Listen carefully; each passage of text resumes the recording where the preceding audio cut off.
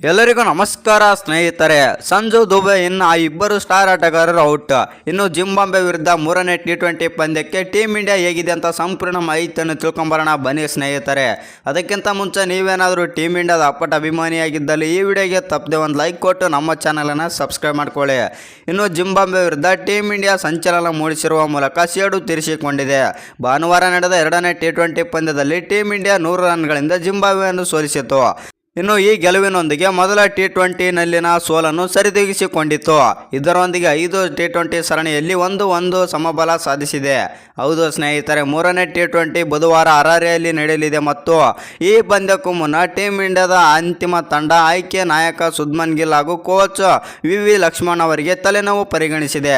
T20 ವಿಶ್ವಕಪ್ 2024ರ ತಂಡದ ಭಾಗವಾಗಿರುವ ಯಶಸ್ವಿ ಜೈಸ್ವಾಲ್, ಶಿವಮ್ ದುಬೆ ಮತ್ತು ಸಂಜು ಸ್ಯಾಮ್ಸನ್ ಭಾರತ ತಂಡಕ್ಕೆ ಲಭ್ಯವಾಗಿದ್ದಾರೆ.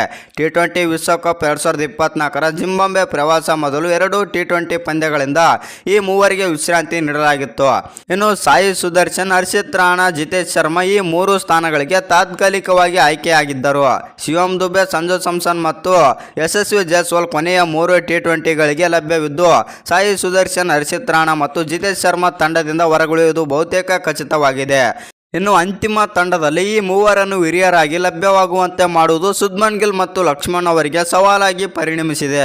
ಹೌದು ಸ್ನೇಹಿತರೆ, ಯುವ ಆರಂಭಿಕ ಅಭಿಷೇಕ್ ಶರ್ಮಾ ಎರಡನೇ T20 ಪಂದ್ಯದಲ್ಲಿ ಸ್ಫೋಟಕ ಶತಕ ಸಿಡಿಸಿದ್ದು, ಋತುರಾಜ್ ಗಾಯಕ್ವಾಡ್ ಅರ್ಧ ಶತಕ ಸಿಡಿಸಿ ಮಿಂಚಿದರು.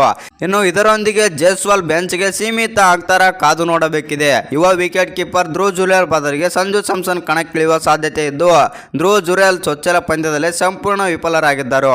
ಇನ್ನು ಈ ವಿಡಿಯೋ ನಿಮ್ಗೇನಾದ್ರೂ ಇಷ್ಟವಾಗಿದ್ದರೆ ಒಂದು ಲೈಕ್ ಮಾಡಿ, ಶೇರ್ ಮಾಡಿ, ಹಾಗೆ ಇನ್ನು ಹೆಚ್ಚಿನ ಕ್ರಿಕೆಟಿಂಗ್ ಅಪ್ಡೇಟ್ಗಳಿಗಾಗಿ ನಮ್ಮ ಚಾನಲನ್ನು ಸಬ್ಸ್ಕ್ರೈಬ್ ಮಾಡ್ಕೊಳ್ಳಿ.